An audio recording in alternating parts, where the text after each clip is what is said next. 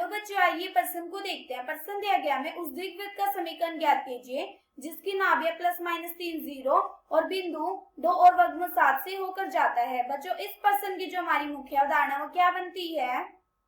मुख्य अवधारणा हम जानते हैं बच्चों कि द्विघवृत्त का मानक समीकरण क्या होता है? हमारा द्विघवृत्त का मानक समीकरण होता है x की घात 2 बटे में a की घात 2 प्लस में y की घात 2 बटे में b की घात 2 बराबर होता है a के। और अगर हमारा a बड़ा होता है b के, तब हमारा द्विघवृत्त का दीर्घांश हमारा x अक्ष पर होता है। इसका मतलब जो हमारी नाभियां होंगी, नाभियों के निर्देशांक हमारे क्या आएंगे? ये होगा हमारा -k a e और 0 और यहाँ पे a e और 0।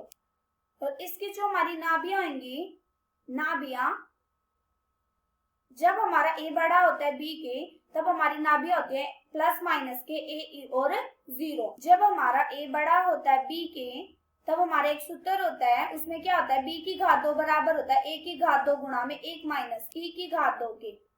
अब ये देखो बच्चों, हमें क्या क्या दे रखे हैं प्रश्न में? हमें बोला है कि +-0, ये हमें क्या दे रखे हैं? नाभियां। इसका मतलब हमारा a e बराबर दे रखा हमें 3 के, और जो हमारा बिंदु होगा वो यहाँ पे होगा 2 और वर्गमूल 7। अब ये देखो बच्चों, हमें क्या बोला है? हमें बोला है कि द्विघवृत्त का समीकरण ज्ञात करना है। समीकरण ज्ञात करने के लिए हमें क्या पता होना चाहिए? पहले तो a निकालना है, फिर b निकालना है, फिर हम क्या करेंगे? समीकरण में लगा देंगे तो हमें द्विघवृत्त का समीकरण ज्ञात हो जाएगा। हमें क्या क्या दे रखे प्रश्न में? हमें नाभियां दे रखी है, मतलब a e बराबर दे रखा है हमें 3 के, और हमें बिंदु दे रखा है। ये बिंदु हमारा क्या है बच्चों? 2 और वर्गमूल 7 है ना, वो द्विघवृत्त के समीकरण को संतुष्ट करेगा। इसका मतलब जो हमारा x है वो बराबर है 2 के और y बराबर कितना है? वर्गमूल 7 के। हम क्या करेंगे? सबसे पहले हमें दे रखा है बच्चों a e बराबर है 3 के, हम क्या करेंगे? सूत्र में लगा देंगे। तो यहाँ से हमारा कितना आ जाएगा? b की घात 2 बराबर आ जाएगा। यहाँ से b की घात 2 बराबर a की घात 2 गुणा में 1 माइनस में e की घात 2 है। हम क्या करेंगे? इन दोनों फलों के आपस में गुणा कर देते हैं। तो यहाँ से आ जाएगा a की घात 2 माइनस में a की घात 2 e की घात 2। यहाँ से कितना आ गया? यहाँ से b की घात 2 बराबर आ जाएगा a की घात 2 माइनस में 3 की घात 2, मतलब a की घात 2 माइनस में 9। हमारा b की घात 2 का मान आ गया। अब हम क्या करेंगे? जो हमारे समीकरण है x की घात 2 बटे में a की घात 2 प्लस में y की घात 2 बटे में b की घात 2 बराबर 1, इसको नाम दे देते हैं, हमारा समीकरण नंबर 1 है। हम क्या करेंगे? यहाँ पे x का और y का मान लगा देंगे।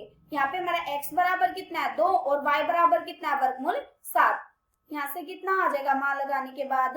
यहाँ से आ जाएगा 2 की घात 2 मतलब 4 बटे में a की घात 2, फिर प्लस में वर्गमूल 7 की घात 2, घात से वर्गमूल कट जाएगा, कितना आ जाएगा? 7 बटे में b की घात 2 बराबर 1।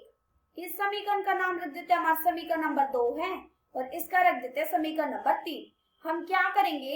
समीकरण नंबर 2 को समीकरण नंबर 3 में लगा देंगे, मतलब b का मान हम समीकरण नंबर 3 में लगा देंगे। तो यहाँ से कितना आ जाएगा? यहाँ से आ जाएगा 4 बटे में a की घात 2, फिर प्लस में 7 बटे में फिर a की घात 2 माइनस में 9 बराबर 1। अब हम इसका एलसीएम ले लेंगे। हम इसका एलसीएम ले लेते हैं, तो यहाँ से आ जाएगा 4 गुणा में a की घात 2 माइनस में 9 चौक 36, फिर प्लस में 7। अब इसका लेंगे तो कितना आ गया? 7 a की घात 2 और बटे में कितना है? बटे में हमारा a की घात 2 गुणा में a की घात 2 माइनस में 9 बराबर 1। अब हम क्या करेंगे? इसकी तिर्यक गुणा कर देंगे। जब हम इसकी तिर्यक गुणा करेंगे तो यहाँ से आ जाए 11 a की घात 2 माइनस की 36 बराबर a की घात 4 माइनस में 9 a की घात 2। अब ये देखो a की घात 4 है, a की घात 4 हम क्या करेंगे? 11 a की घात 2 को दूसरी तरफ ले जाएंगे, तो ये कितना आ जाएगा? माइनस के 20 a की घात 2, और ये कितना? माइनस के 36 दूसरी तरफ लेके जाएंगे तो प्लस के 36 हो जाएगा बराबर 0।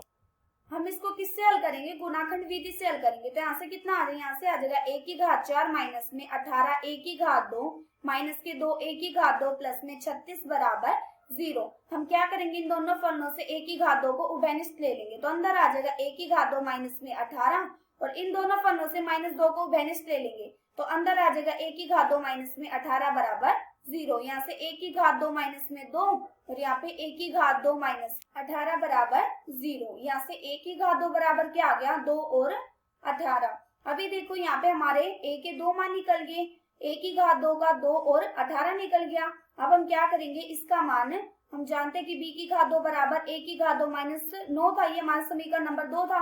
हम इसमें मान लगा देंगे।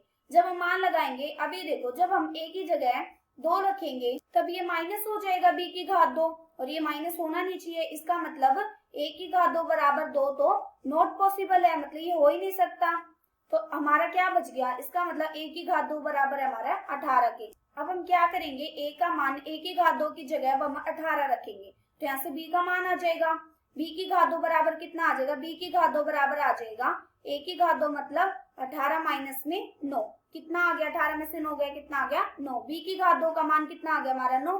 अब हम क्या करेंगे, इसको दिग्वित का जो मानक समीकरण था ना, समीकरण नंबर 1, उसमें लगा देंगे a का और b का मान। तो यहाँ से कितना आ जाएगा, यहाँ से आ जाएगा x की घात 2 बटे में a की घात 2 का मान कितना है हमारा, a की घात 2 बराबर है 18, तो यहाँ पे 18, फिर प्लस में y की घात 2 बटे में b की घात 2, b की घात 2 का मान हमारा कितना आया है 9, तो यहाँ पे नीचे कितना आ जाएगा 9 बराबर 1। ये हमें क्या ज्ञात हो गया, द्विघात का समीकरण, और यही हमें निकालना था। आशा करती हूँ कि बच्चों आप सबको समझ आया होगा। धन्यवाद।